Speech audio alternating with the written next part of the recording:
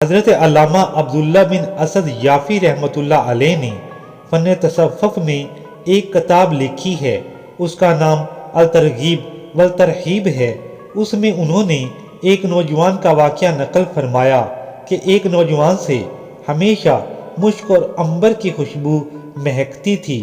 اس کے متعلق ایک شخص نے ان سے دریافت کیا کہ آپ ہمیشہ اتنی عمدہ ترین خوشبو میں معطر رہتے ہیں، اس میں کتنا پیسہ بلا وجہ خرچ کرتے رہتے ہیں؟ اس پر نوجوان نے جواب دیا کہ میں نے زندگی میں کوئی خوشبو نہیں خریدی اور نہ ہی کوئی خوشبو لگائی۔ سائل نے کہا تو پھر یہ خوشبو کہاں سے کیسے مہکتی ہے؟ نوجوان نے کہا یہ ایک راز ہے جو بتلانے کا نہیں۔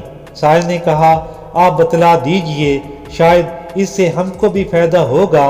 اس پر نوجوان نے اپنا واقعہ سنایا کہ میرے باپ تاجر تھے، گھریلو سامان فروخت کیا کرتے تھے، میں ان کے ساتھ دکان میں بیٹھا تھا۔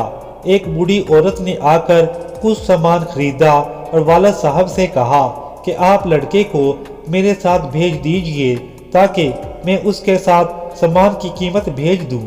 میں اس بوڑھی عورت کے ساتھ گیا تو ایک نہایت خوبصورت گھر میں پہنچا اور اس میں ایک نہایت خوبصورت کمرے میں ایک مسہری پر ایک نہایت خوبصورت لڑکی موجود تھی۔ وہ مجھ کو دیکھتے ہی میری طرف متوجہ ہوئی کیونکہ میں بھی نہایت حسین ہوں۔ اس نے میرے ساتھ صحبت کرنے کا ارادہ کیا، پر میں نے اس کی خواہش پوری کرنے سے انکار کیا تو اس نے مجھے پکڑ کر اپنی طرف کھینچا۔ فوراً اللہ پاک نے میرے دل میں یہ بات ڈال دی۔ میں نے کہا مجھے قضائے حاجت کے لیے بیت الخلاء جانے کی ضرورت ہے۔ اس نے فوراً اپنی باندیوں اور خادموں سے کہا کہ جلدی سے بیت الخلاء ان کے لیے صاف کر دو۔ میں نے بیت الخلاء میں داخل ہو کر خود اجابت کر کے نجاست کو اپنے بدن اور کپڑوں پہ مل لیا اور اسی حالت میں باہر آیا۔ جب مجھے اس نے اس حالت میں دیکھا تو اس نے کہا اسے فوراً یہاں سے نکالو، یہ تو مجنون ہے۔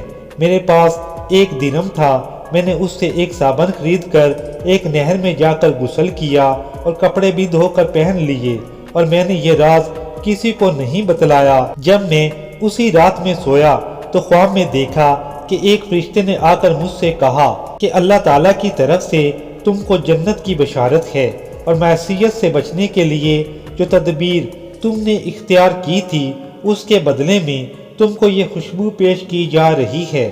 چنانچہ میرے پورے بدن پر وہ خوشبو لگائی گئی جو میرے بدن پر اور کپڑوں سے ہر وقت مہکتی رہتی ہے، جو آج تک لوگ محسوس کرتے ہیں۔